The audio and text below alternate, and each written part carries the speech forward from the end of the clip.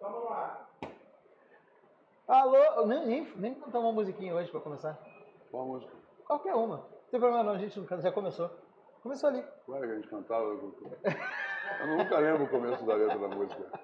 Bem-vindos ao episódio número que aí agora é esse de hoje, 50 e O anterior foi 53, esse é 54. 54, 54º episódio aqui do nosso Foodtopia, nosso podcast que a gente fala com personagens da gastronomia. E de vez em quando, você me acompanha, de vez em quando, a gente acerta na loto. Para quem é novo, é Mega Sena, tá? A gente acerta na Mega Sena de um jeito assim incrível. E a gente consegue trazer uma pessoa assim totalmente fora da curva. Nossos convidados todos são de garbo e elegância, mas de vez em quando vem uma pessoa completamente fora da curva. E a gente vai falar dela hoje, mas antes... Garbo e elegância importado. Importado. Não é do Rio de Janeiro. Sem imposto de importação, sem IPI, que é zerado. E com nome cheio de consoante. Lotado. Eu não sei falar. O editor fez a arte errada, com o nome dele errado. Olha só. Bom, senhoras e senhores, vocês sabem bem que a gente não seria possível fazer o Foodtopia se não tivesse nossos patrocinadores e apoiadores sensacional. Vamos começar pelo nosso self-patrocination, assim o próprio, sem ajuda de ninguém. Ogro Steaks.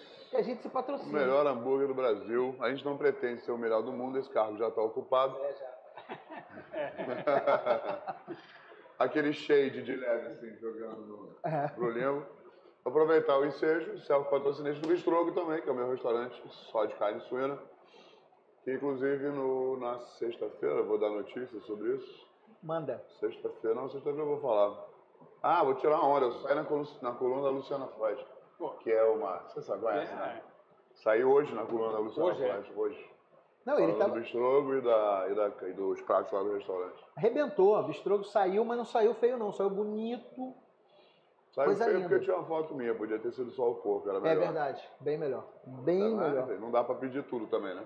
Aí não dá, mas o pessoal usou um Photoshopzinho, que eu senti. E foi uma foto de 5 anos atrás. Não, Photoshopzinho, nada, foi a versão 12 com um editor de foto, o cara mais... Piquet de la Galaxie, possível. Piquet de la Galaxie, é Pica das Galáxias em francês, que é tão importante. Porque a gente é chique. Além disso, lógico, a Casa Espedo, a gente está numa Casa Espedo, mas eu não posso revelar qual, você vai ter que ir nas 58 Casas Espedo para descobrir em qual que a gente está. Se você disser que a gente está em Ipanema, a gente... Vacilão. E, claro, o pessoal da La Tocineta, um bacon maravilhoso, muito bom da La Tocineta. Mas não tem hoje. Hoje não tem bacon. Sensacional. Lá no Calabouço vai ter. O Calabouço novo que vai abrir com... Olha o Jabá. Vamos falar do Jabá daqui a pouco, do Calabouço. E é claro, nossos amigos da Bread Maker, que é o melhor pão de hambúrguer do Brasil. Ninguém faz o que esses caras fazem. Estão em tudo quanto é lugar. Fábrica da Bread Maker futuramente em Aracaju. Eu avisei a Patrick essa semana, eu liguei para ele. Avisei a ele que ele vai abrir em Aracaju, porque nem ele sabe. Eu que estou falando. Tem em São Paulo, tem no Rio. Bread Maker sensacional, parceiro, gente muito boa. Estamos aqui com eles sempre aqui no nosso Foodtopia. Dito isso, não é todo dia que você senta com um baluarte de um segmento. Mentira? E nos segmentos que a gente gosta muito, a gente inclusive usa muito, tanto o serviço quanto o produto. Exatamente. E hoje, a gente não está falando só de tradição, a gente está falando de tradição. É quinta geração precisão. ou oitava geração? Quinta tá sentada lá, eu sou a quarta. Quarta geração e quinta tá sentada ali. Está olhando com um sorriso orgulhoso ali, ó. Mas, ó, não é pouca coisa não. Até para falar eu fico encabulado. Deixa eu ver. Vai, tenta aí. Hoje estamos recebendo seu Istvan Vessel. Salva de palmas, sensacional. Obrigado. Inclusive no dia do seu aniversário. Parabéns pra você. Tá bom, desculpa. Parabéns. Muito obrigado. Não é todo dia que você faz 57 não pra passar anos. vergonha. 56. 57 ano que vem. Um copinho de 55. Já é ariano, né? Hoje já é ariano. Eu também. Ariano é o cara que pula na piscina pra depois ver se tem água dentro, né? Claro. Imagino que tenha sido assim a sua carreira, inclusive, né? Eu faço dia 1º de abril, você acredita? 1º de abril. Juro pra você. Ninguém acredita nisso. Não sei porquê. Junto com a Ana Maria Braga, inclusive. Eu e a... Inclusive, dia 3, segunda-feira, estou ao vivo no programa, porque é o programa de aniversário dela. Claro. Já que cai no sábado e não tem mais você. Mas, obrigado por ter aceitado estar aqui com a gente. Eu sei que não é todo dia que você aceita ir para um podcast. Não, fora a correria, porque ele veio para o Rio com compromisso de trabalho, tá indo visitar o... tá indo para a comemorando o aniversário, né? Vamos para a Feira Super Rio daqui a pouco e tal. Então, eu vou dar um pulo lá amanhã. Hoje eu vou estar... Estou numa consultoria que está me dando probleminhas, eu preciso resolver. Existe isso? Consultoria com problemas? É raro, não acontece. Deve ser uma coisa muito rara, né? Em 52 anos é a primeira vez que eu passo por isso. Ele vai para uma e eu vou para outra. Mas olha, a gente sempre começa o papo, seu João, pelo mesmo lugar, assim. É uma pergunta constrangedora de humor questionável. Vinheta. Pergunta constrangedora de humor questionável. Todas as vezes a gente faz uma vinheta diferente. Pra gente poder gravar um clipe só com essas vinhetas. Exato. Uma mais ridícula que a outra. Então eu vou fazer uma pergunta para o senhor. Nessas 6 décadas de Vessel, de seu istmo, 65 anos, é mais difícil construir uma das maiores empresas de carne premium do Brasil ou é mais difícil fazer o melhor hambúrguer do Brasil? Porque você faz os dois, eu quero saber. Olha, bom, em primeiro lugar, deixa eu agradecer pelo convite antes de mais nada, tá certo? É um prazer enorme estar com vocês aqui. Eu ia falar que é um puta prazer, mas não pode falar palavrão aqui. Não, que caralho, não pode de jeito nenhum, né? Puta que pariu, foi mal. Então, como não pode, eu vou dizer que é um prazer. Segunda coisa, eu queria estabelecer algumas regras para nossa conversa. Claro. Se me chamar de senhor de novo, eu vou te mandar a merda aqui junto com nossa audiência. Sabe o que eu vou fazer? Eu vou chamar de seu istmo só para ele me mandar a merda. Eu vou dizer para todo mundo. Então, são algumas regrinhas. Eu queria traçar alguns limites aí, entendeu? Então, olha, deixa eu te falar. A vida inteira nós trabalhamos com carne. Hambúrguer foi uma coisa que eu lancei... Não é que eu lancei o hambúrguer já existia há muito tempo. Mas durante toda a vida, o hambúrguer era aquele hambúrguer industrial que até hoje é o grande volume de hambúrguer no Brasil. Sim. Que é um hambúrguer que vai até carne, você imagina só. Não, ele tem traços de carne, não? Traços de carne é ótimo. Então tem carne, tem frango, está declarado no rótulo, não estou inventando nada, não estou revelando, não estou fazendo disclosure de nada. Carne bovina, frango, soja, farinha, acidulante, emulsificante, conservante, Flávio Cavalcante, Ana Maria Braga, e o que você puder juntar, ele tem lá dentro. Com isso, você consegue um hambúrguer barato, né? E que ele não faz mal à saúde, só não é gostoso, não tem, é só isso. Lá pelos anos 90, começo dos anos 80, 90, eu estava vendo que, puxa vida, cada vez que eu ia para os Estados Unidos, tinha uma lanchonete que era assim minha primeira refeição. Até a última vez que eu fui a Nova York, há um ano atrás, deixei as coisas no hotel e fui no PJ Clark's para comer um hambúrguer. PJ Clark's. E eu vi aquele hambúrguer deles, e a gente no Brasil só tinha hambúrguer, não tinha ninguém final dos anos 90, final dos anos 80, não tinha 90, não tinha ninguém com esse tipo de hambúrguer. O hambúrguer era o que todo mundo comprava, as padarias compravam, você as lanchonetes. Nas gôndolas de congelado do mercado. Você compra lá, você joga na chapa, ele está temperado. Ah, por que ele está temperado? Está temperado porque tudo isso que nós falamos dos ingredientes que tem lá dentro, cada um tem o seu gosto particular. Então, o tempero que dá uma nivelada nisso aqui, dá uma escondida. Isso Então, alecrim, a cebola, o alho, botam para baixo os retrogostos de outros ingredientes. Aí eu falei, caramba, não dá para fazer um hambúrguer de carne, só carne. Aí o pessoal naquela época de há de lembrar, o pessoal, não, mas precisa de não sei o que para dar liga. Sim. Tinha as opções de pão molhado no leite. Pão molhado no leite. Ovo. Farinha. Farinha de rosca, farinhas diversas, né? Eles usavam farinhas diferentes. Então, não, precisa dar liga. Aí eu fui estudando um pouquinho melhor o assunto, né? E falei, não precisa de nada, porque a carne, quanto mais você mexe, você manipula, a proteína vai dando a liga automaticamente. E tem mais, se você manipular demais, fica até dura a carne moída, que é um negócio meio ridículo. Como é que uma carne moída fica dura? De tanto manipular, ele começa, a proteína da carne começa a juntar e começa a ficar um negócio até meio maçudo.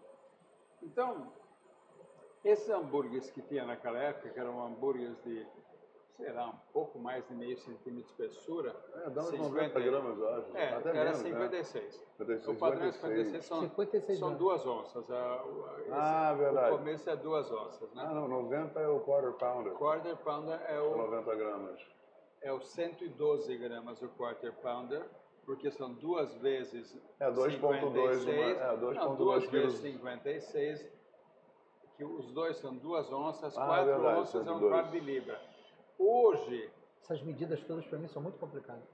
Hoje você tem toda a razão, porque o quarter pounder, que era 112, hoje está com 90 ou 100 gramas. Então a gente não entende. Tipo quarter pounder. Então, a gente não usa o sistema como é que chama? É o sistema real de medida? Imperial. Né? Imperial. Então, aí eu falei, não, mas pera um pouquinho, dá para fazer. Eu fui no PJ Clarkson em Nova York, e eu falei pro cara, eu posso entrar na cozinha e dar uma olhada? Na hora que eu vi lá, um cara moendo carne, agregando gordura, colocando naqueles aros de aço, bate com a mão para dar uma pequena compactada, tira o aro e tem um hambúrguer, você joga na chapa e você vai pedir aquilo lá, um hambúrguer delicioso, uma rodela de cebola crua por baixo, que dá uma crocância maravilhosa, e pronto. Aí, eu falei, não, mas isso aqui não é tão difícil fazer. E nós, naquela época, falando do começo dos anos 90, nós não tínhamos uma fábrica, tínhamos um açougue que meu pai fundou em 58, que de puxadinho em puxadinho foi ficando maior. Mas nós sempre trabalhamos... Era um açougue, virou um açogão. Mas nós 58. Sempre trabalhamos com carne, com carnes. E por que nós começamos a trabalhar com carnes especiais? Essa é uma história que vale a pena de contar. Nos anos 1960, começou no Brasil a indústria automobilística. E aí chegaram aquele monte de expatriados. E o expatriado, para comprar fruta, verdura, pão, ele ainda assim, na hora de comprar carne, o cara entrava no açougue e dava aquele pano. O que é isso? Que corte que é isso? E nós tivemos uma sorte que tem uma senhora alemã que era, sabe, amigo de amigo de amigo e que conheceu meu pai. E ficou maravilhada com o húngaro, todo mundo achava que era alemão, né? Que o húngaro fazia os cortes, que o húngaro fazia uns cortes lá com vitela, tinha muita, meu pai comprava vitela e tal, que não tinha, né? Aliás, não tem de novo, né? Mas não tinha naquela época. E aí,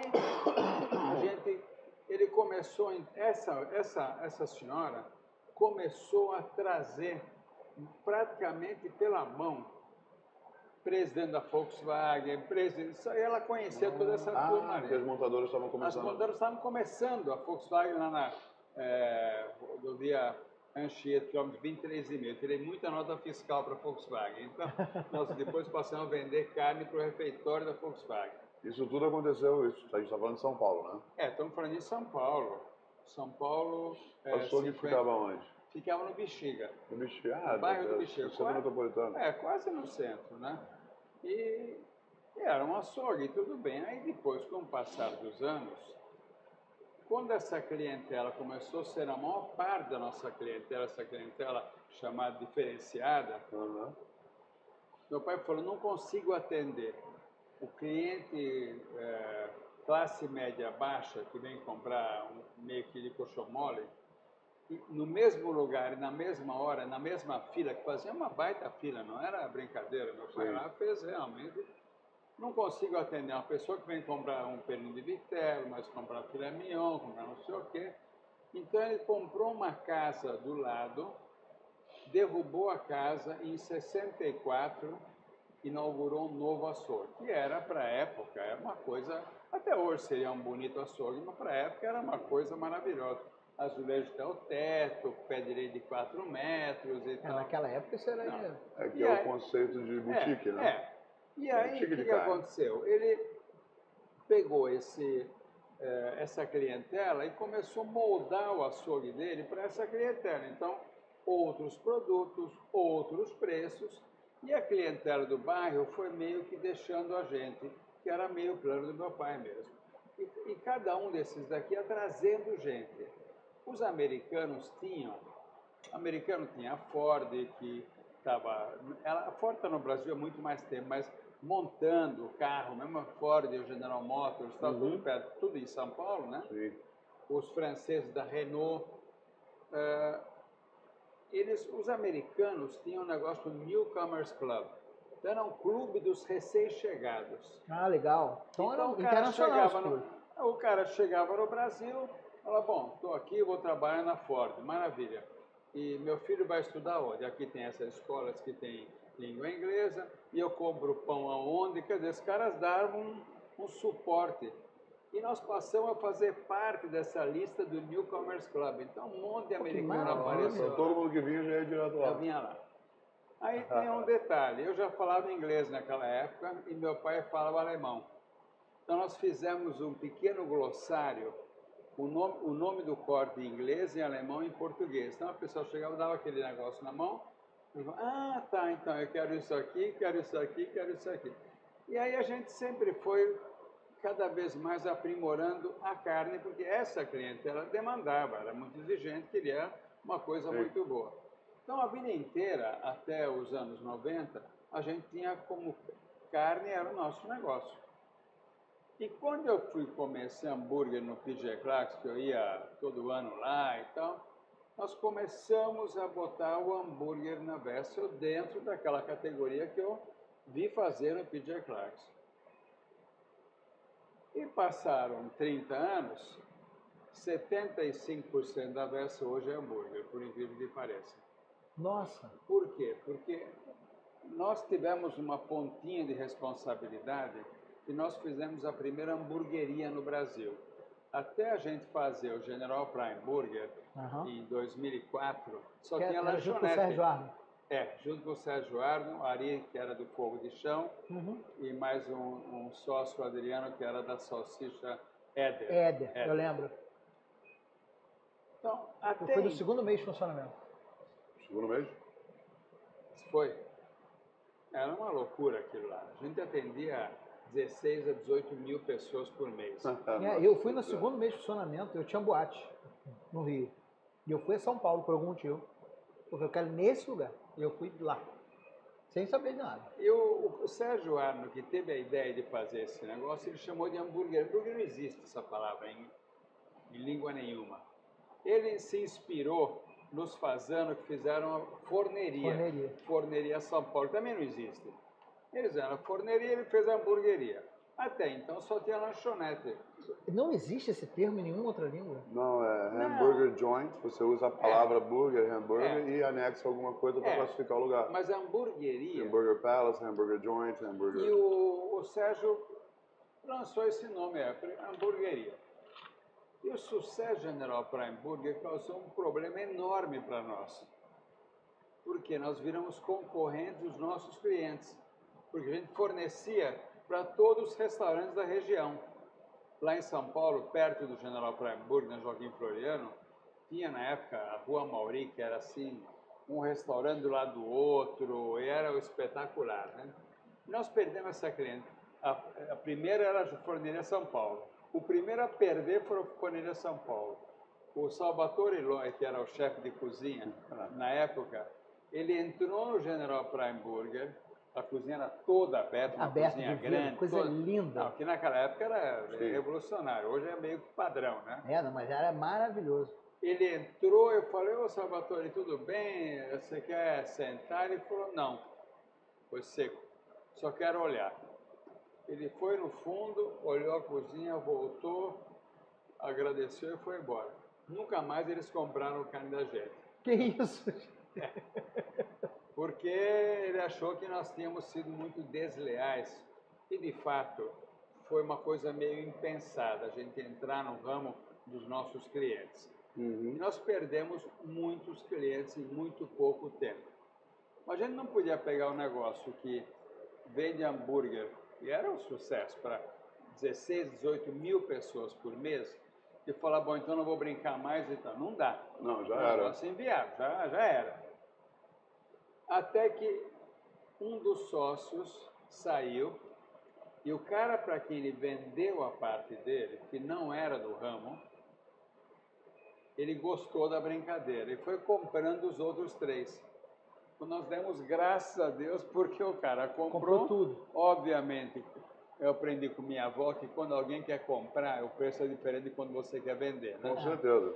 Então nós vendemos muito bem, mas o grande negócio, eu sempre falei isso para o Daniel, meu filho, que está aqui com a gente, eu sempre falei o seguinte, o maior negócio não foi nem vender, nem ganhar no Prime Burger. O grande negócio foi levar o assunto hambúrguer para um outro patamar. E foi exatamente o que fez. Que aconteceu. Hoje, não tem município que não tenha hamburgueria. Não. Entendeu? Não existe mais município. Você acabou criando o seu próprio patamar de crescimento. Então, aí, o que aconteceu? Isso acabou multiplicando de tal maneira. Hoje, se você apontar no mapa do Brasil, qualquer lugar, você descer lá, tem uma hamburgueria lá perto. Acho que tem umas 12. Você entendeu? Então mudou todo o patamar. Vamos lembrar de uma coisa, turma. Isso é praticamente 20 anos atrás. 20 anos atrás, chefe de cozinha não tinha uma tatuagem no braço.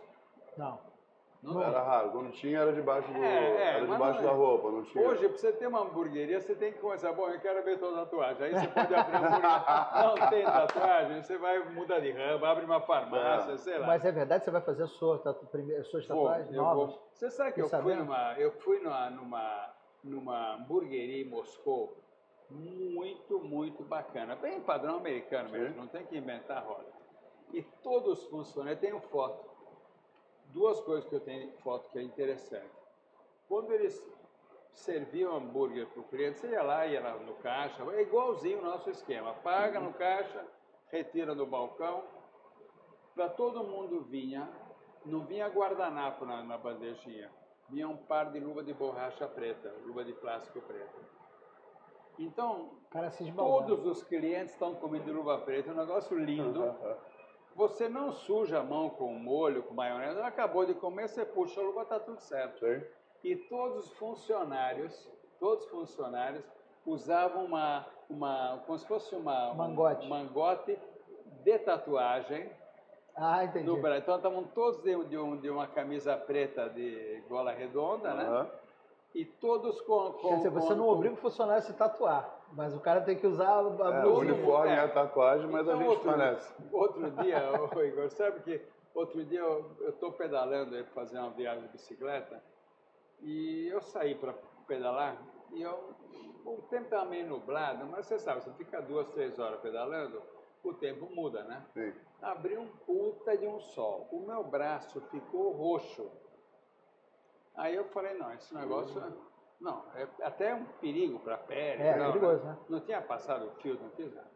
Tem luva na mão para pedalar e aqui, mas tostou. Como é que pedala? Faz aí, pedala. Isso. Para quem ainda fica aquela marca do oval da luva. É do oval da luva. Para quem não só está escutando a gente, porque a gente também está presente em todas as plataformas de áudio, Apple Podcast, Google Podcast. O seu Istvan está fazendo uma bicicletinha aqui maravilhosa. Recomendo ir lá no YouTube ver, hein? E aí, eu falei, vou comprar um mangote. Óbvio, você vai no Mercado Livre, você compra... Aí tinha um mangote cinza, preto e tinha um mangote de tatuagem. Falei, porra, será que eu já estou pronto para usar esse mangote e vou esperar... Para descobrir, vamos ver, né? Vamos experimentar para ver se você gosta. Então eu estou pensando agora para fazer a viagem que eu vou fazer, já comprar um mangote tatuado para... Que viagem é essa? Você vai pedalar de onde para onde? Viena para Budapeste. Pertinho, pô. É porque eu vim de Budapeste. Viena para Budapeste. Viena para Budapeste. É do lado. É porque eu vim da Hungria a pé. Nós fugimos a pé. Acho que se eu voltar... Para quem está escutando e não entendeu, da Hungria para cá veio a pé, mas tem um pedaço de navio, né? Tem um pedaço de navio. Nós saímos a pé e viemos de navio, né? Nós fugimos a pé e viemos de navio. Que ano foi isso? 57 chegamos aqui. Foi logo depois... Essa época o Dinho estava no ginásio. Então, já estava lá dando trabalho para a professora, né? E aí, eu falei, bom, se nós saímos da Hungria a pé, voltar de bicicleta já mostra que a gente melhorou de vida nesses 66 anos que nós saímos de lá. Então, vou mudar de bicicleta para lá. Cara, o açougue foi quase que instantâneo. Você inaugurou em 58? Você foi um ano depois. Um ano depois. Meu pai foi trabalhar... nós temos o quê? 4, 5 horas para o podcast? Quantas horas vocês quiser. Não tinha ter limite nenhum. Não, porque... Quem tem limite é município. A gente não e tem o meu cartão de crédito. Não, o seu? Não, meu pai chegou aqui e acho que vale a pena até a história de por que Brasil, né? Nós saímos da Hungria e meu pai... até anotei para perguntar isso. A hora que a gente fugiu da Hungria, depois da Revolução, teve a Revolução em 1956 lá, onde os comunistas estavam perdendo, que era o domínio da cortina de ferro, e na sequência os russos mandaram os tanques, e aí foi que nem o Brasil invadiu o Uruguai, né? Quer dizer, é brincadeira. Avassalador. Então, mas nesse período, até que os russos se organizaram, União Soviética na época, as fronteiras foram desguarnecidas em vários pontos. E quem sabia aonde vendia essa informação, vendia o transporte, deixava você meio na cara do gol e falava de noite, né? Você vai em frente, vai chegar na Áustria. Os coiotes. Hoje, o México é o coiote. Hoje é famoso. Aí, quando nós conseguimos chegar em Viena, aí, bom, para onde é que nós vamos, né? Sim. Meu pai levantou a mão, Europa não quero mais. Eu já sofri na Segunda Guerra Mundial, com o nazismo, sofri na Rússia, na Hungria com o comunismo. Europa não quero mais. O risco de acontecer de novo era muito grande, né? E está sempre na Hungria é fronteira com a Ucrânia, então imagina como é que o pessoal está lá. Agora está, exatamente, mais uma vez, né? Aí minha mãe falou, e eu não quero ir para lugar frio, porque já chega de frio que nós passamos na Hungria, que é um frio do cão. Aí vamos para a Austrália, onde a gente tinha muitos parentes. Era longe da Europa, lugar quente, beleza. Chegaram na embaixada australiana em Viena, meu pai e o irmão dele, nós fugimos juntos. E meu pai preencheu os trâmites, o próximo era meu tio. A hora que ele foi entrar lá, falou, sinto muito, mas nós tínhamos uma cota para 500 famílias, ele é o número 500, o senhor não tem. Não, é meu único irmão, então aí o cara lá da embaixada, ele couldn't care less, né? Ele podia não estar nem aí, né? É o famoso, que aqui no Rio a gente chama de caguei. Aí meu pai sai, daí falou, eu também não quero. Sai da fila, estão no meio da rua em Viena, falou, bom, e agora, para onde nós vamos? Aí meu tio falou, minha mulher tem uns parentes no Brasil. Falou, beleza, vamos para o Brasil. Foram para a Embaixada Brasileira, não tem cota, tá todo mundo bem. Chegou na embaixada, mulata recebendo, Brasil, brasileiro, braço aberto. E assim nós chegamos aqui no Brasil. Nós chegamos sem nada, mas quando eu digo nada, é nada. O que nós chegamos meus pais... Saíram de mala e cuia, né? Mochila nas costas. Meus pais, meu irmão com 6 meses. Nossa.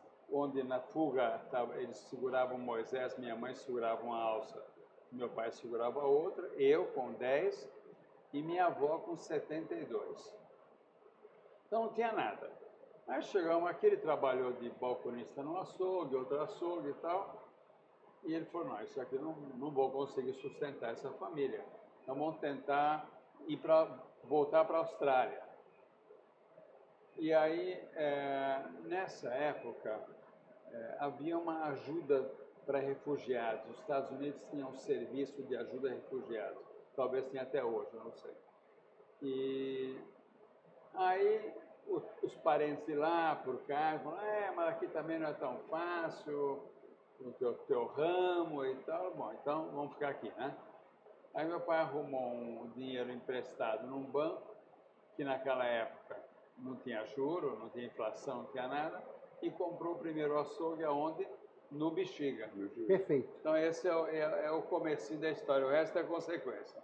Não, e é uma senhora consequência, porque hoje a gente está falando aí de um início de uma história e muita gente que está ouvindo e vendo a gente talvez não entenda o tamanho que a Vessel tem hoje, né? A fábrica da Vessel é um negócio maravilhoso. Não, essa fábrica nós fizemos Nós mudamos na virada de 14 para 15, então agora fizemos 8 anos.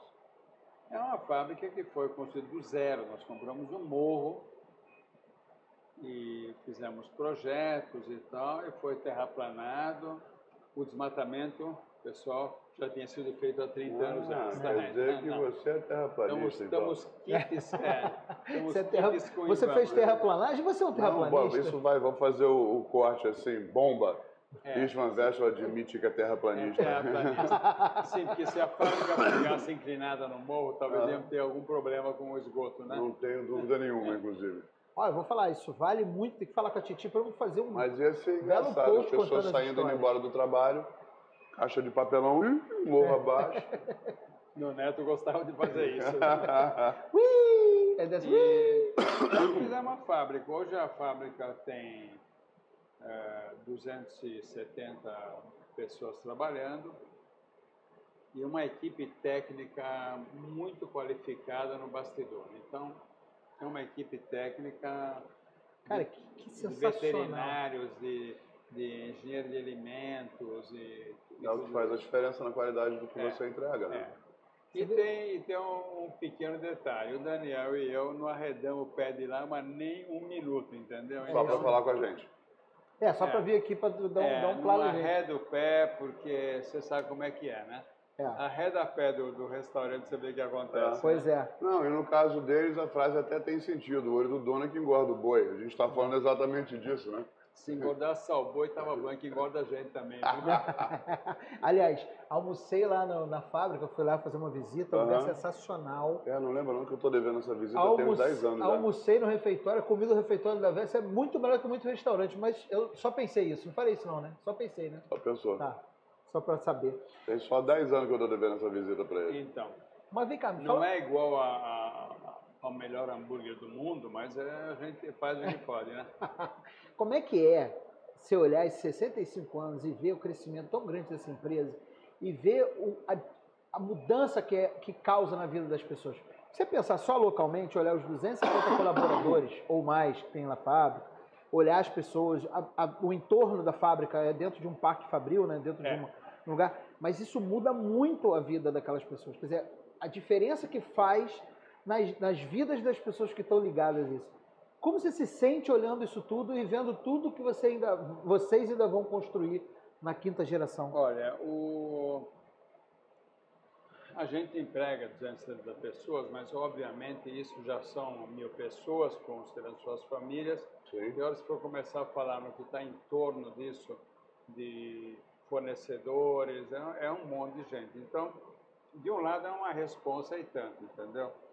E a gente não arreda pé mesmo. Bom, a única pessoa na Vestel que responde a saque sou eu. Ninguém fala com o consumidor. Só quando o Daniel é mais rápido que eu, entendeu? Mas, às vezes, quando vem alguma reclamação por Instagram, demora mais para ver do que quando vem no saque, né? Mas quando vem direto no saque, eu pego o telefone na hora e falo, porque a gente tem que ver o que aconteceu, quero ouvir e tal, e tomar providência tem que tomar. Isso é natural. Eu fui testemunha disso quando eu estava na fábrica. Eu estava fazendo uma investigação a respeito de um produto especificamente que uma cliente reclamou. Eu fui testemunha, eu vi. Não era ninguém, não, era ele que estava vendo. Não, imagina a pessoa, né? Você liga, aqui o bicho Van Vestel. Quem? Oi? Desculpa. Não, mentira, é uma Desculpa né? ser eu. Não, ainda ontem, você sabe, as mensagens vão chegando, aí você está claro. Conversando, dá uma olhadinha, ficando do olho, né? Aí eu vi saque. A pessoa tinha escrito não fazia 2 minutos. Tem um telefone, linha azul embaixo, né? Clicou, eu cliquei lá, falei, olha, aqui, não, como? Acabei de... Pois é, acabou de escrever. Estamos em 2023, né? E eu acabei de ligar, porque eu falei, vou entrar numa reunião agora, mas eu não quis deixar para depois. Aí conversei com a pessoa, em geral, as reclamações, e 90% das vezes, tem como origem alguma perda na cadeia de frio. Então, o mais comum, chega no supermercado, o cliente compra um produto, chega na hora do caixa, ele desiste. ele tira do carrinho dele e bota no outro lugar, ou larga no carrinho dele, passa a compra dele e paga.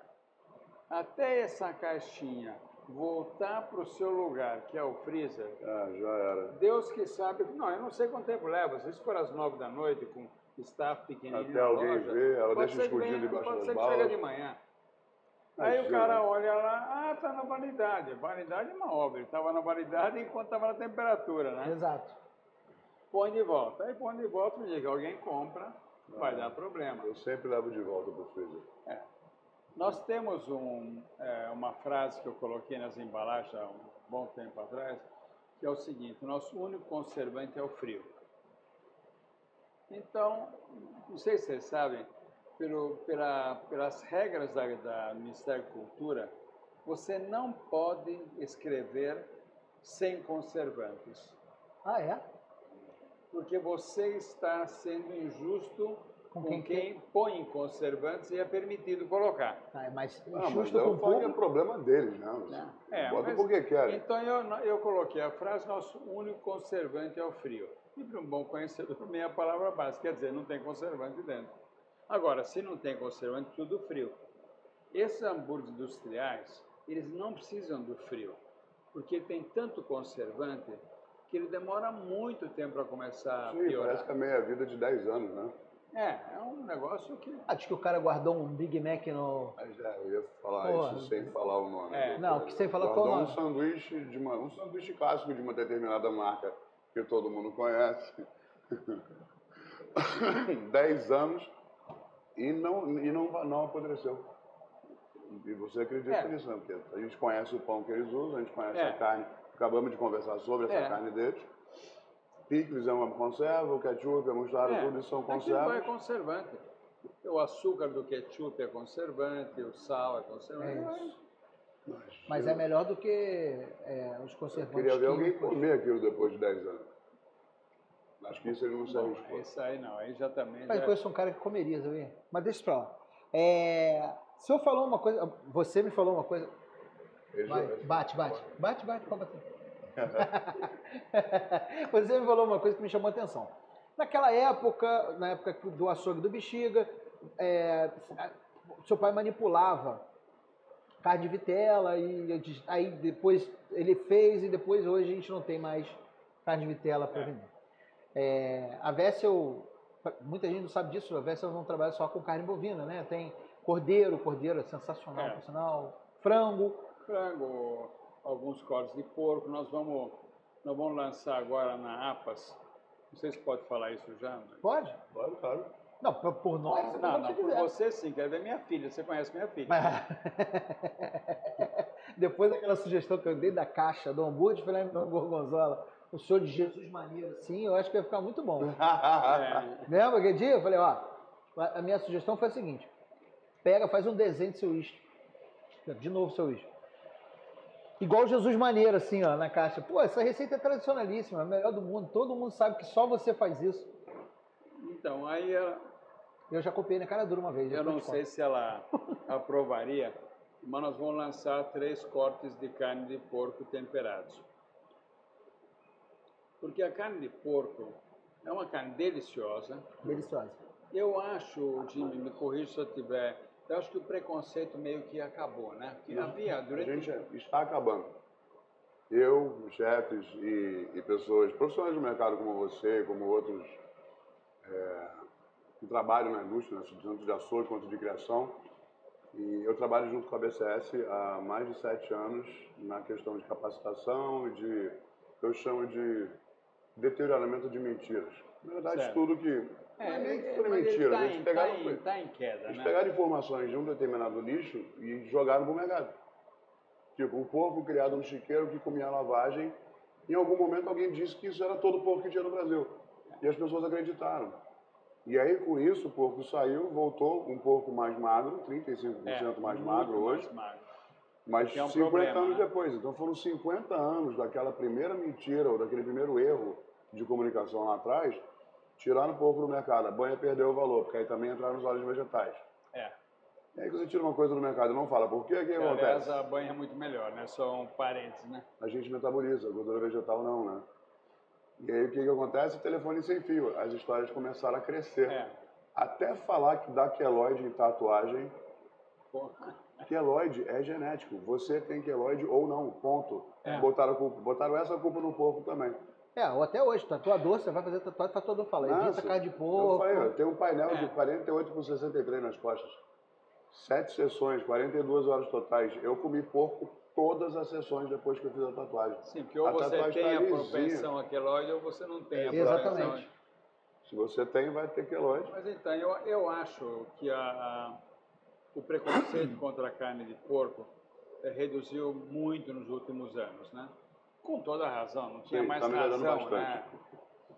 E, então nós vamos lançar agora 3 cortes de carne de porco, todos com tempero, limão e pimenta, que limão e pimenta combinam muito bem com carnes brancas. Nós temos frango com limão e pimenta, tanto coxa como peito. É sensacional aquele frango da Vessi.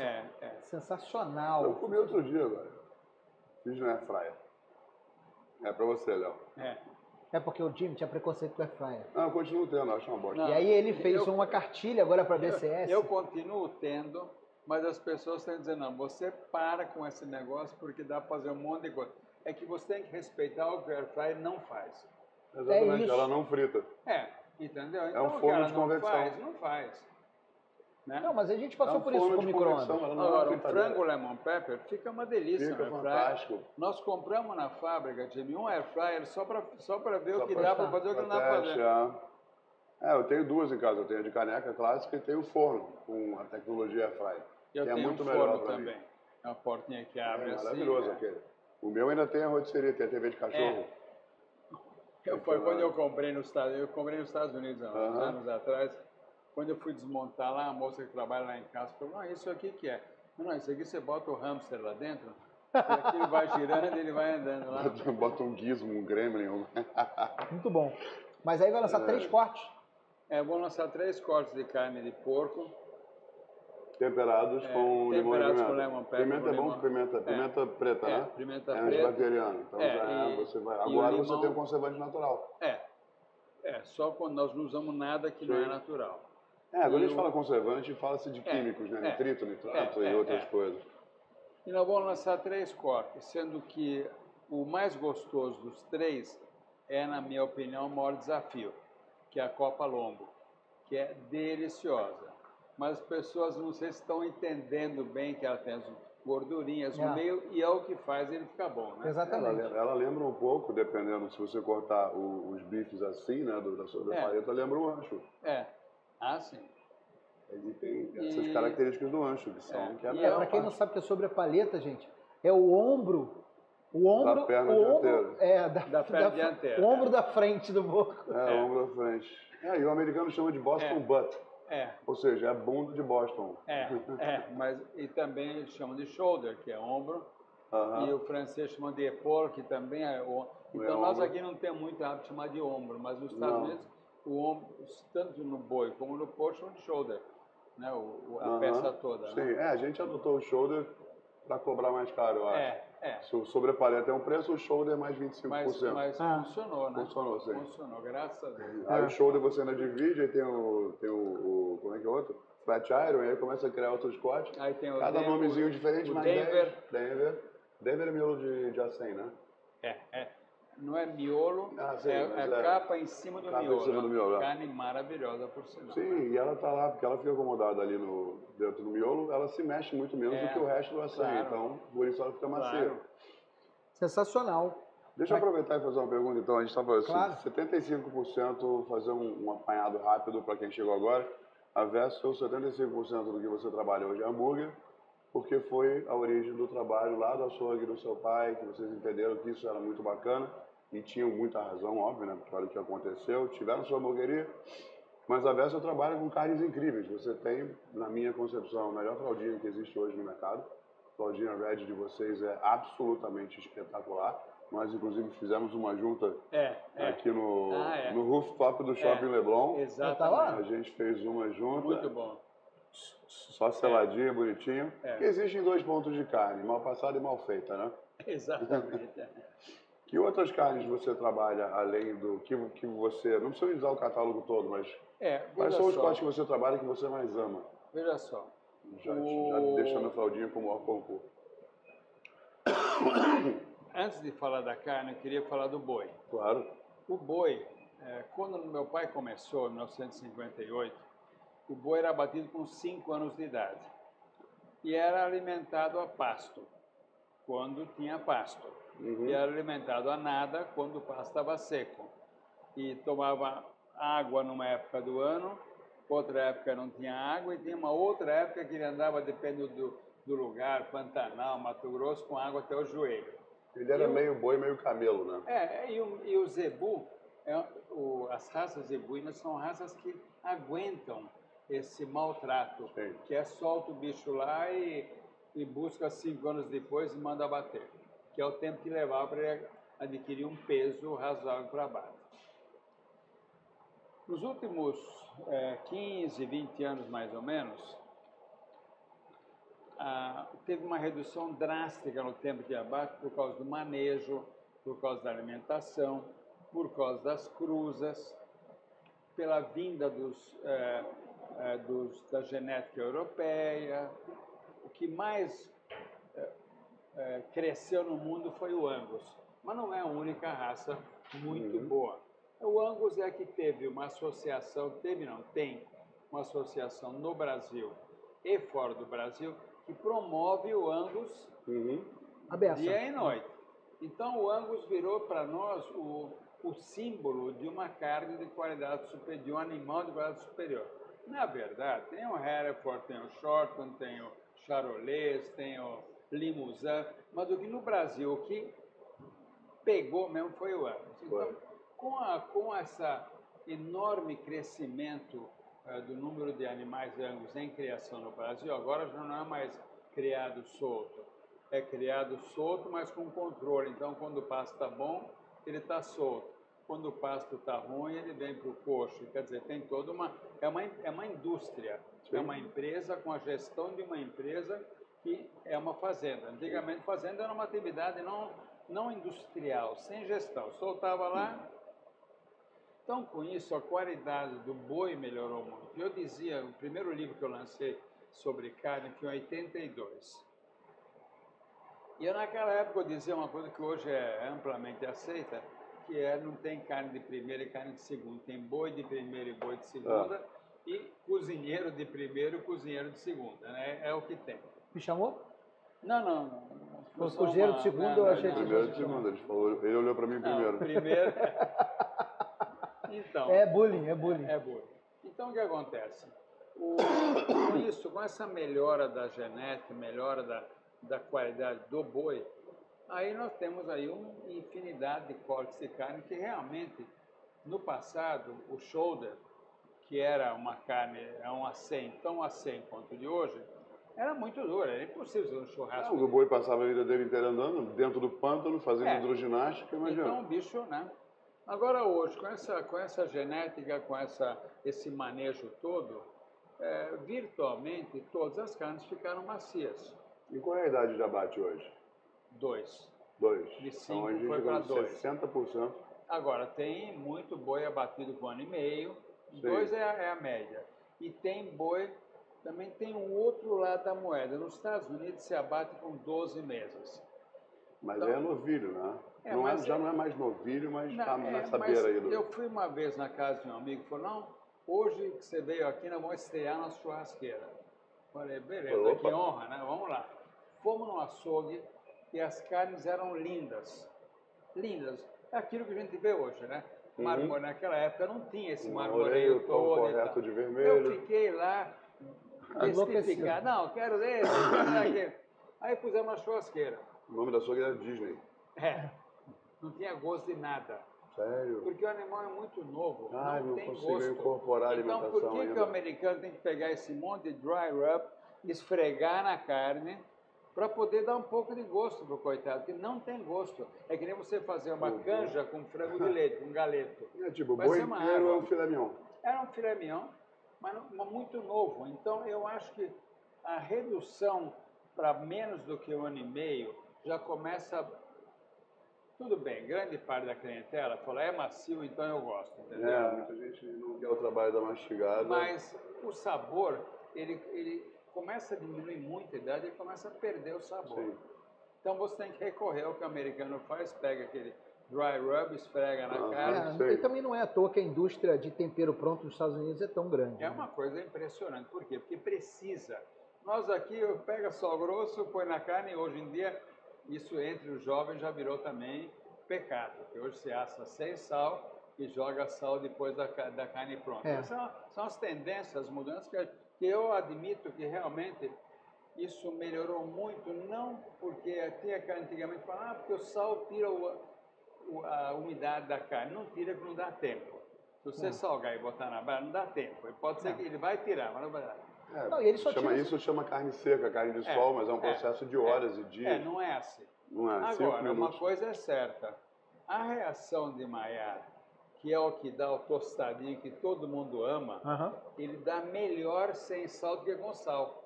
E o ideal é você secar a carne com papel antes de colocar na churrasqueira. Seca a carne. Ontem eu gravei um vídeo em casa com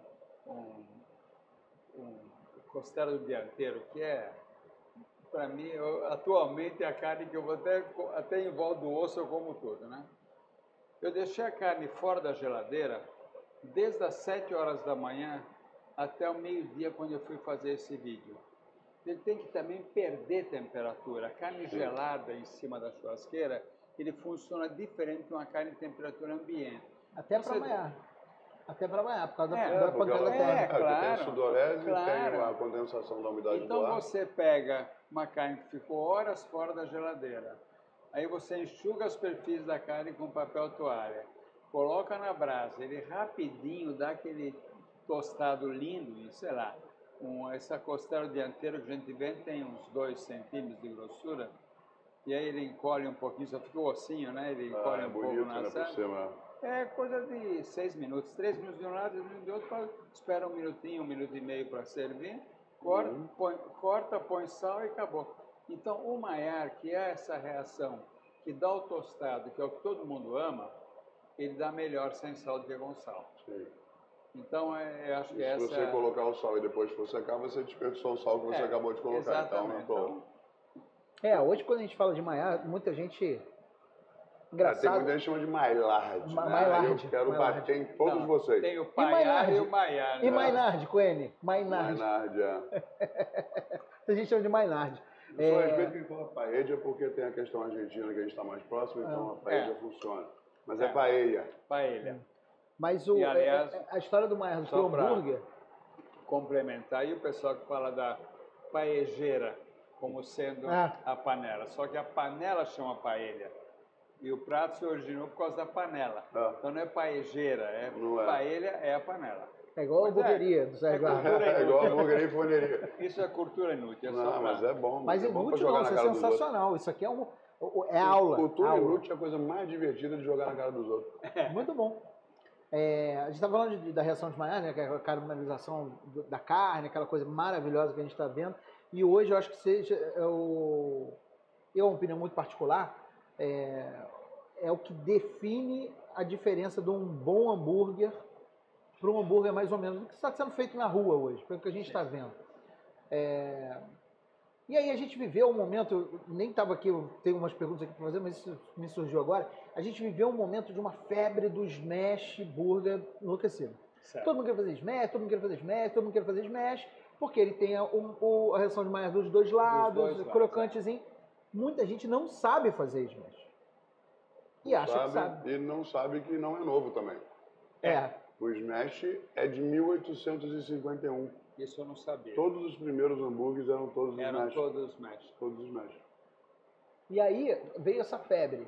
Aí, como todo mercado que amadurece, né, o mercado de hambúrguer é maduro hoje, você tem gente fazendo smash, gente fazendo um hambúrguer mais grosso, né? Que tem gente que chama de hambúrguer gourmet, eu odeio essa expressão, mas... Sim. E você tem gente fazendo o hambúrguer de 90 gramas, 70 gramas e tal, que não é smash, e que tem gente que chama de smash mesmo não sendo smash. Ele só é mais fino mas ele não é apertado. Ele não tem a renda, né? Ele não faz o... Exatamente. Que é o que dá a diferença, que é o que faz o smash ser bom. Exatamente, a diferença do smash. E tem gente fazendo ultra smash, né, hoje. Que é uma invenção enlouquecida. O Pérez de São Paulo, do Greg. Mas é que os caras fazem bem, né? E é diferente. Mas eu tenho que pedir 12. Eu vou lá lanchar, eu peço dois. Eu serviria aquilo como canapé no casamento. O problema desses produtos é quando o queijo que eles colocam entre as camadas aparece mais do que a carne. E normalmente acontece. Você pega 2 smash de 40 gramas, que é o padrão. Na hora que você acaba de fazer, ele pesa 25 gramas. Então você tem 50 gramas lá. Você mete 40 gramas de queijo cremoso no meio. E o sabor é muito mais forte. O sabor é muito mais forte. Acabou. Então eu acho que eles colocam 2 bombadinhas de 20 gramas, uma no meio e uma em cima. Então, você acaba tendo um produto que você, se tirar a carne, não vai sentir muita diferença. É verdade, só vai perder textura. Joga uma farofa qualquer que resolve. 2 perguntas em relação a isso. Eu A primeira também. é a seguinte. Você acha que esse smash que está sendo feito na rua é smash de verdade? E 2, smash tem ponto? Não, smash não dá para ter ponto, porque na hora que você... Entendeu? Você entendeu aí? Você entendeu? Obrigado. Eu queria um smash mal passado. Não, aí não dá, né? Não tem a menor condição. Então o smash é o Só seguinte, o tempo de você pensar já foi. Não, ele vira aquela renda, a palavra que você usou é perfeita. É uma renda que a gordura escorre e só fica a carne. Fica furadinha, fica aquela renda. Precisa desse então, véu. Isso daí é o que dá o sabor do Maiar assim na última escala, né? Agora, não tem ponto para isso, né? Pois é, tem muita gente que defende isso. E aí a história... Falando de queijo, você já deve ter visto fotos que aparecem muito no Instagram. O cara vem, monta um hambúrguer já com um monte de queijo dentro, mas um hambúrguer normal, não vamos falar nem de smash. Aí ele vem tipo com uma jarra de queijo derretido e joga por cima daquele hambúrguer. O que você acha disso? Olha, eu acho Você que abriu a primeira hambúrgueria do Brasil. Eu acho que no Instagram, o que faz mais sucesso é a coisa mais melequenta, plástica, entendeu? Vamos dizer, exótica para não ofender ninguém. Exatamente. Então, o que faz mais sucesso, essas coisas, eu vejo muita receita na internet, falei, não me abre o apetite isso, mas ele dá muito view, muito like, muito comentário. Gosto do negócio escorrido demais. Eu não gosto. Eu acho que no hambúrguer, o principal que você está comendo na mordida tem que ser o hambúrguer. Claro, a carne. Tem que ser um hambúrguer. Então você faz um outro sanduíche. Ou manda um pratinho cheio de mini hambúrguer e manda um pote de fondue com queijo. E passa lá. Isso seria divertido, brincadeira para criança. Agora vem cá, e nesses cortes de porco vai ouvir dizer, peguei no rádio aí, corredor ali da fábrica, também vai rolar um hambúrguer de porco. Procede essa informação? Não, essa informação ainda não procede, mas pode proceder depois que a gente entender como é que o mercado reage aos cortes temperados de porco. Nós já fizemos também para uma experiência, um hambúrguer com o tempero lemon pepper, ele fica uma delícia também. Sim. Fica muito bom. Não, o porco fica animal com lemon pepper. Ou a carne branca em geral fica muito bom com lemon pepper. Então, esse hambúrguer de porco ainda está um pouco... Está no forno ainda não tem data para ser feito. Não. Você falou dos cortes de carne que você mais gosta, que atualmente é a costela dianteira. Qual o corte que você prefere da costela dianteira? Ela inteira, ela cortada? Não, a gente corta a costela dianteira. O assado de tiras é do dianteiro, né? E eu acho muito melhor do que a do traseiro. Na verdade, a do traseiro é aqui. E a do dianteiro é mais próxima ao peito. Uhum. Essa eu acho, primeiro, as fatias são muito mais, as tiras são muito mais parecidas uma com a outra, em termos de altura de carne. É verdade. Quando você vai na costela tradicional, cada fatia é diferente da outra. Em primeiro lugar, de uma costela chamada de janela, né? Janela.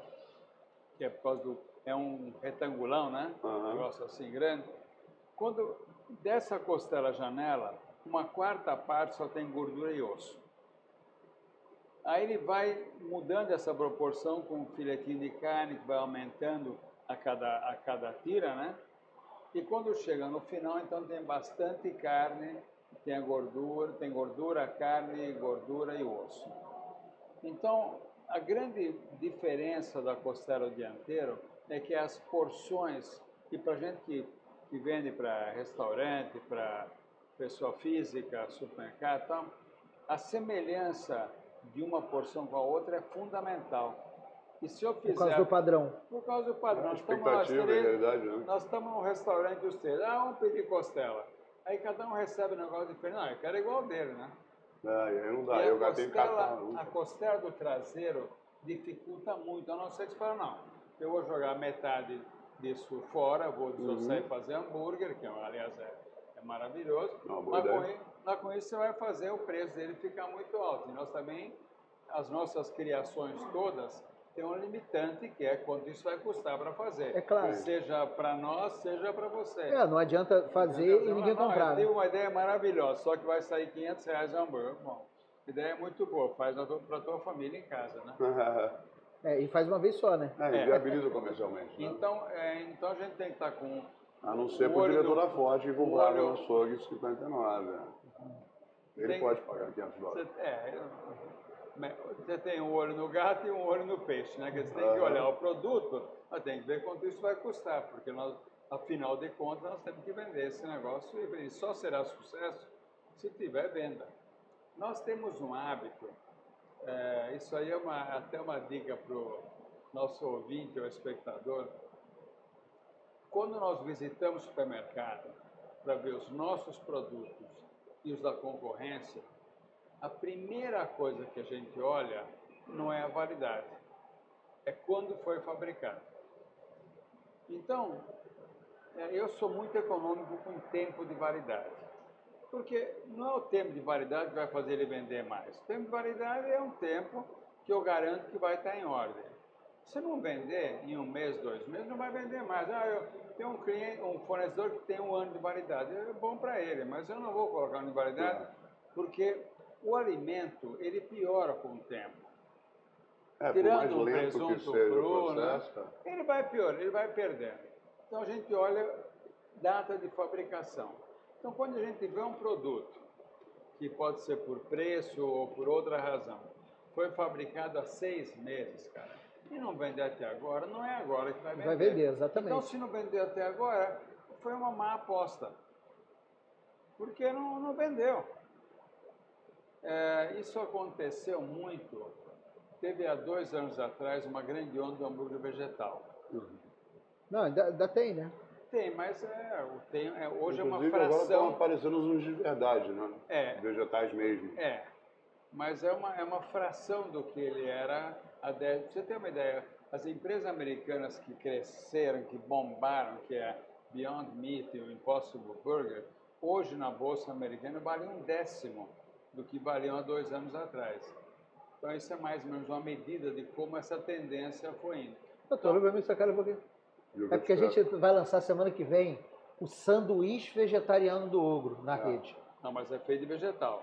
Sim, sanduíche. Mas eu não chamo de hambúrguer, porque para mim é proibitivo. Exatamente, aí que está o negócio. Chama-se hambúrguer porque veio com cidadãos da cidade da região de Hamburgo, que migraram para os Estados Unidos, faziam os hambúrguer steaks para comer no prato. O americano que pegou, botou dentro das 2 fatias de pão, nessa época dos 1850, nas grandes feiras de carrossel e roda gigante, e aí virou-se o hambúrguer sandwich. Então, por uma questão de semântica e respeito histórico, o hambúrguer é de carne bovina moída. Qualquer outra carne não é hambúrguer. Uma leniência para as outras proteínas a gente dá, mas vegetal é o meu limite. Mas não dá, mas não chama de hambúrguer. Não, a gente bota sanduíche vegetal servido no pão de hambúrguer. E olha lá. Eu estava com minha filha nos Estados Unidos há 3 anos atrás, e teve uma época que, para agredir o pai dela, não sei se vocês já viram isso, filha. Ela tinha o quê, 16 anos? Ela tem um pouco mais, mas é por aí, né? Ela falou, não vou comer carne. Falei, tá bom. Só nos Estados Unidos, naquele momento. Aí nós fomos num lugar que eu adoro lá, que é o Five Guys. Five Guys é sensacional. Five Guys é um projeto espetacular. Eu sempre vou. E aí ela queria, eu falei, vocês têm hambúrguer vegetal? Ele falou, nós temos sanduíche vegetal. Aí eles fizeram, jogaram na chapa, pimentão, cebola, berinjela, abobrinha, tempera na chapa, faz quase que um prato japonês com ele, né? Sim. E junta aquilo tudo e coloca dentro no meio de 2 pães. É delicioso. Não é um hambúrguer vegetal, é um sanduíche de vegetais feitos na chapa. É um tepan. E servido no pão de hambúrguer. É um tepan maravilhoso. Exatamente. É um tepan. É isso. Nosso, na verdade, a gente está usando um disco de hambúrguer vegetal de uma empresa, uma food tech aqui do Rio, que chama Amazônica, que que ela desenvolveu em conjunto com a Embrapa. Foi o melhor produto que eu conheci dessa linha. Então. Eles desenvolveram esse hambúrguer com fibra de caju em parceria com a Embrapa. Então é bem legal. E a gente vai servir ela com não é vegano, é vegetariano, não sou vegetariano. Então a gente vai servir com uma maionese à base de leite com gengibre, alface, tomate, num pão. Esse brioche. Amazônica foi o produto que eu mais gostei. Eu provei todos que tinham na praça. O produto que eu mais gostei foi o Amazônica. Foi por isso que a gente escolheu. A gente fez os testes todos são também. ótimos. Nunca foram presos à toa. À toa, não. Vou dizer que foi o único que eu gostei. Para ser mais... Para ser mais incisivo, o único que eu gostei. É o único que presta. Deixa eu fazer uma pergunta para o senhor. A gente está quase na hora já de... Eu sei que tem compromisso. A gente conseguiu trazer o homem aqui, bicho. O homem. Pelo amor de Deus. Bem direto. Você foi um dos grandes... Você participou de uma geração que mudou a carne no Brasil. Sim. E foi um dos precursores da mídia, né? Falando de comida, falando de carne, Sim. falando de... É verdade, essa é midiática. TV, livro, rádio, o que você prefere? Olha, eu fiz 7 livros. E... Eu só tenho um. Tá vendo? Eu que não tenho nenhum. Estou escrevendo o meu aí. Você tem acesso a ele porque ele está lá. Ele está lá na loja. Está lá na hamburgueria. Eu tenho... Tá mesmo. Fiz 7 livros. E foi realmente uma delícia. Era o meu programa de sábado à tarde. Sábado à tarde, meus filhos eram pequenos e menores e tal. Eu sentava no computador, lá em casa, se não me engano, os primeiros foi com máquina de escrever, mas sentava no computador uma Hamilton 32, uma fazia e tal. E aí nos anos... Agora perdi um pouco a década, 95, eu propus na Rádio Eldorado de São Paulo, que era assim a grande rádio né, de qualidade e tal, AM, né, na época. Eu propus fazer uma coluna de gastronomia. E o pessoal olhou meio torto, né? Tá bom, então acho que vamos testar. Aí botaram dentro de um estúdio, que eu nunca tinha entrado antes na minha vida, botaram o microfone na frente, lá tinha uma janelinha onde ficava o técnico operador de som, falaram, pode começar. Fala fazer assim para você? Pode começar. Até eu entender como é que fala, como é que respira, como é que... né? Aí eu comecei a gostar disso. E para encurtar a história, eu fiquei 25 anos fazendo boletins diários no rádio. Desses 25 anos, 9 anos na Rádio Eldorado e mais 16 anos na Band News FM.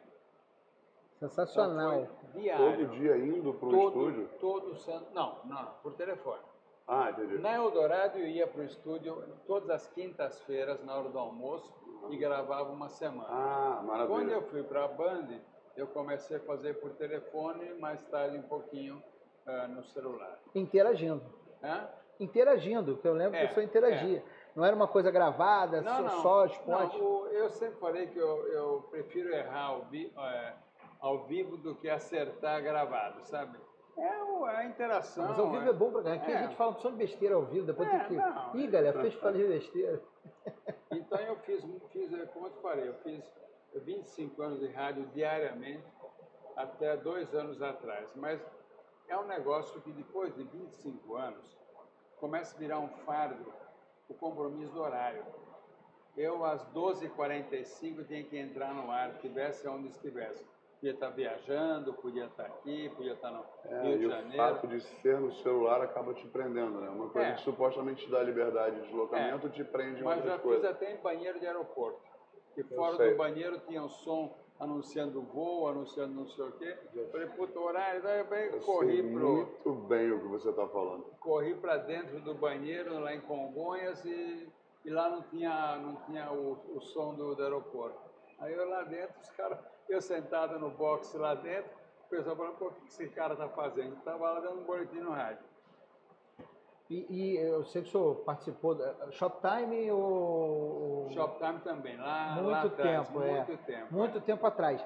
E essa dinâmica da TV, do rádio e tal, não sei o quê, acaba trazendo pra gente, a gente acaba aprendendo muito fazendo isso, né? Exatamente.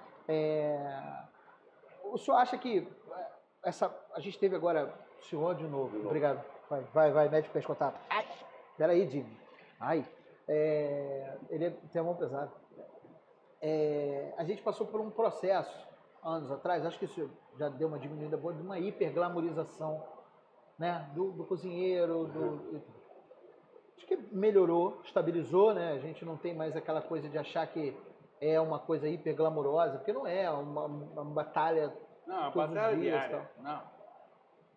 Mas o senhor acha que isso ajudou a gastronomia como um todo?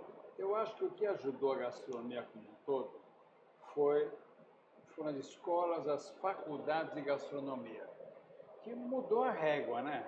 Uhum. Vamos lá, essas faculdades, a Anhembi lá em São Paulo, que foi a primeira, eu não sei se tem muito mais do que 20 anos. Talvez 20. Não tem. Antes disso, uma cozinha de um restaurante, você se entrasse na cozinha, você não voltaria a comer na cozinha. Os mais caros até os mais baratos. Sim. Era um caos aquilo lá. Um dia nós tínhamos um restaurante em 85, chamou Buffalo Grill, que não tem nada a ver, teve um Buffalo Grill aqui no Rio, mas não tem nada a ver. Eu acho que ainda tem. E eu queria a cozinha aberta. E meus sócios, que eram os bambambam do ramo da noite lá, né? Você tá ficando maluco. O máximo que eu conseguia era uma janela para poder mostrar a churrasqueira, e o churrasqueiro, o assador, ficava de costas para o salão, e lá na coifa estava escrito carnes Wessel e tal, mas não dava para você enxergar a cozinha, você só conseguia ver a grelha, né? A churrasqueira de tijolo, né? Então, com essa vinda das faculdades de gastronomia, mudou a régua, mudou a demanda, mudou a exigência, não existia nutricionista, quase não existia engenheiro de alimentos. Então, hoje mudou a régua. Então, eu acho que as faculdades de gastronomia tiveram esse papel muito importante de fazer da nossa profissão uma profissão profissional, uma profissão para ser respeitada. Como carreira. Como carreira. E, óbvio, a primeira coisa que veio foi a glamorização. A glamorização acaba no dia que você começa a lavar a panela, entendeu? E a descascar a batata, também faz parte, entendeu? Limpar camarão. Limpar camarão. Aí acaba a glamorização. Minha filha tem uma amiga que ela estava no ramo de publicidade, eu não sei, eu queria tanto, não sei o quê, trabalhar num restaurante. Aí eu apresentei ela, a gente conhece a maioria dos chefes aí, e ela foi trabalhar lá. Ela foi o dia mais feliz da vida dela. No dia seguinte, falou, bom, filha, é o seguinte, tá vendo aqui esse saco de batata? Você vai limpando, tira só primeiro os nozinhos da batata, depois você põe na máquina de descascar, depois você repassa e tal. Ela entendeu que não era tão glamuroso esse trabalho. Não era tão legal. Ela durou nessa profissão poucos meses, sabe? O curso do Anhembi Morumbi foi inaugurado em 2005. 5. Está fazendo 24 anos esse ano. 24 anos. Bem legal, né? Bem pouco mais de 20 anos. Não faz 20, né? Agora é 23, 18 anos. É o contrário? 18, se é de 2005. 2005. 18 anos. A conta não é o forte, né? Da galera. Mas tem outras qualidades. Outra. Tem outras Eu qualidades. fiz a conta ao contrário. Entendi. Não, excelente. Eu vou te passar o telefone do amigo que tem uma franquia da Kumon. Tô doente, me deixa. Não, você vai botar você no Kumon. Vou botar você no Kumon, junto com as crianças, lá pra você aprender. Desculpa, Dini, foi mal, também te amo. Futuro. Prometo que a gente está indo para o final. Sei que você tem outro compromisso. Futuro. A gente falou desse lançamento da carne de porco, esse corte que exclusivamente aqui no Foodtopia está contando essa fofoca pra gente. Ninguém sabe. Amanhã Léo Dias publica. Vessel faz corte de porco, então... Sônia Abrão vai falar. Eu sei que a Vessel tem uma aptidão natural para os cortes embalados. Isso para o restaurante é sensacional. Você não tem perda, você vai lá, você compra o bife antes embalado e tal, não sei o que, não sei lá. A gente pode dizer que isso é o futuro próximo da gastronomia no Brasil? Não tem a menor dúvida, porque nós fizemos a primeira carne porcionada embalada quando nós tínhamos o restaurante Buffalo Grill em 85. Vai fazer 40 anos daqui a pouco. Vou usar a calculadora do Jimmy, mas vai fazer 40 anos daqui a pouco. 15 anos. 15 anos. E aí a minha preocupação era como é que o cara do restaurante vai cortar essa carne, que naquela época você mandava a peça de contrafilé, a peça de... Aí eu falei pro meu pai na época, que nós podíamos já porcionar no tamanho da porção do restaurante, que acho que era 350 gramas, vai variar 10, 15 gramas para cima ou para baixo, e nós começamos a mandar então a carne em porções de 85 para o restaurante. Aí eu falei, mas esse negócio podemos vender para outros restaurantes também, né? Claro. Essa ideia, né? A gente chama de tailor-made, né? É feito sob medida. Levamos 10 anos para conseguir o segundo cliente. Porque eu falei, não, mas é muito caro, é muito... Não, mas eu aproveito as pontas do filé mignon para fazer não sei o que lá, conversa, mas não faz. No fim, lá no final do dia, o que sobrou ou vira comida do funcionário vai para molho. Entendeu? Então, a verdade nua e crua é essa. Então, nós demoramos 10 anos para chegar no segundo cliente. Aí, quando o Daniel entrou na empresa em 92 ou 4? Em 92... Daniel tinha 8 anos, né? Estava saindo do pré-primário direto para... Chegou meu pai, eu tenho uma ideia. Ele falou, não, mas vamos vender. Ele foi quem realmente implementou esse negócio de vender carne para restaurante.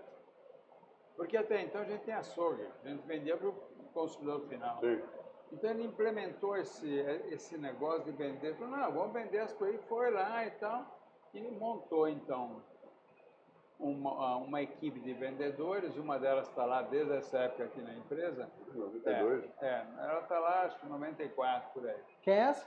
A Fabiana. Achei que fosse aquela outra moça que atendia o Rio aqui também. Fabiana. Aquela outra moça que deve ter hoje 723 anos. Você está falando de quem? Da Graciete? Dona Graciete. Dona Graciete. A Dona Graciete foi uma pessoa muito importante para nós e uma mulher extraordinária. Só vou contar essa historinha rápida para ele. Pode? Eu não tenho hora não, eu falei. Nós temos que ir para Super Rio, né? A Dona Graciete me liga por volta de 92, 93, fala, senhor, eu queria vender suas carnes no Rio de Janeiro, para restaurante. Falei, maravilha. Falei, a senhora conhece chefes de cozinha, dono de restaurante? Ela falou, não. A senhora conhece carne? Ela falou, não.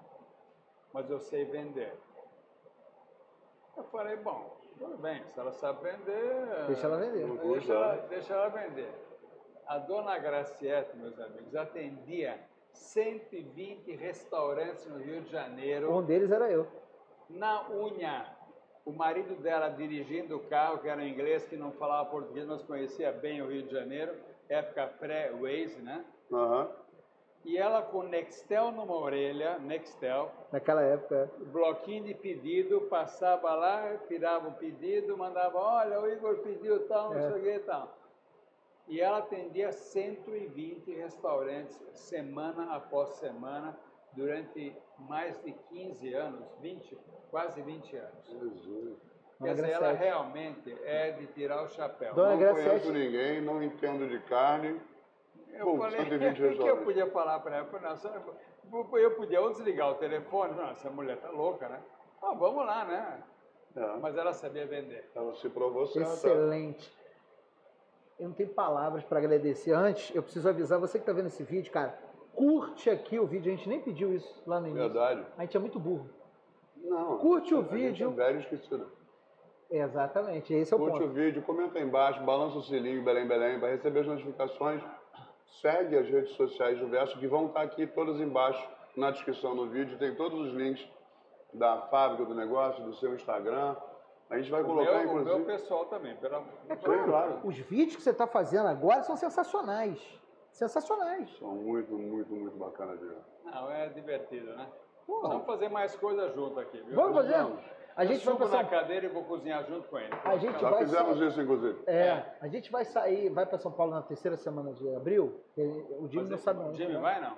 Eu tô querendo levar ele Ele para tá tô descobrindo prometendo agora. já faz 10 anos. Terceira semana de abril, deixa eu ver aqui se eu posso ir. Que a gente tem muita coisa para fazer lá, porque a gente contei aqui, eu não posso contar ao vivo, mas é segredo. Então não conta para Ah, ninguém. mas tem um negócio que é importante de contar. Na Ogro Steaks a gente usa, Cara, as carnes 100% Vessel. e desde o começo, desde Quero o ver dia as que eu lojas inaugurei, novas de São Paulo, hein? desde o Então, dia que eu inaugurei, eu uso a sua carne. Fofoca. Mas antes de contar fofoca, compartilhe esse vídeo para alguém que você gosta. Ou, se você não está gostando do vídeo, compartilhe com a sua sogra, alguém que está te devendo dinheiro. Aquele seu professor que cunhado. te fudeu. Inimigos. Aquele professor que te Inimigos, fudeu no último semestre. Compartilha com os inimigos, acho que é um negócio... Isso. Manda para o WhatsApp para aquele professor que não te passou. Manda para ele. E Tenho ele mesmo. certeza que você vai gostar. Ogro Steaks novo, quentinho, saindo em São José dos Campos, em breve. A gente já tem Perdiz e Brooklyn saindo em São José dos Campos. E ontem eu fiquei sabendo uma notícia que eu não podia nem contar, que vai para São Bernardo do Campo também.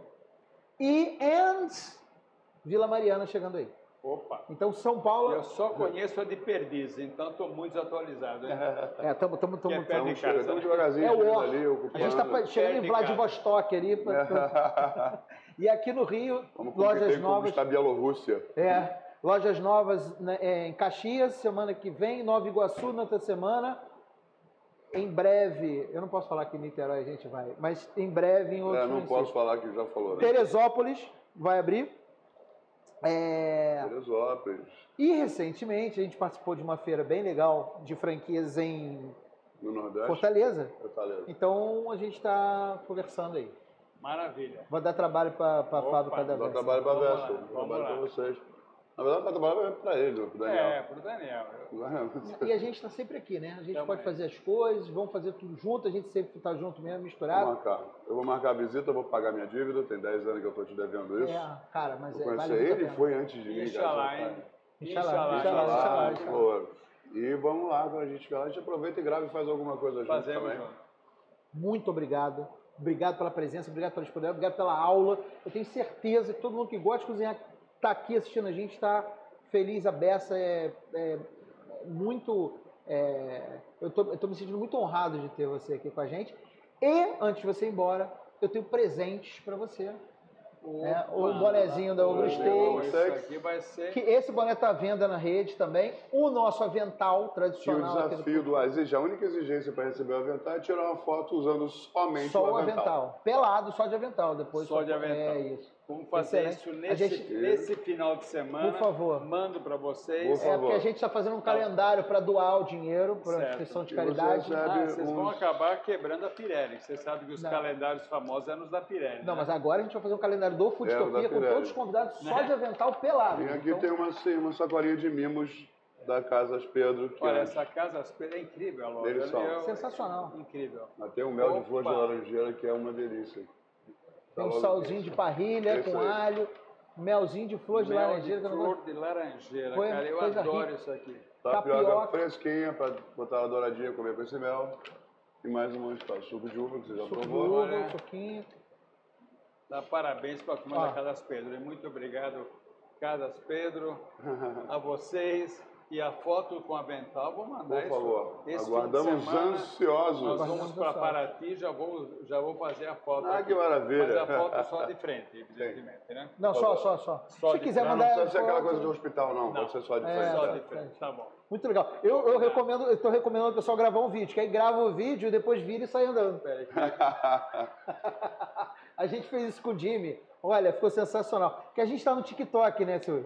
E aí a gente fez uma dancinha do Jimmy, o Jimmy dançando. Foi muito legal, foi muito bacana.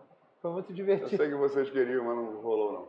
Esse boné é grande, né? A nossa cabeça é muito grande. Esse boné é gigante. Não, eu tenho que botar ele no quarto pino.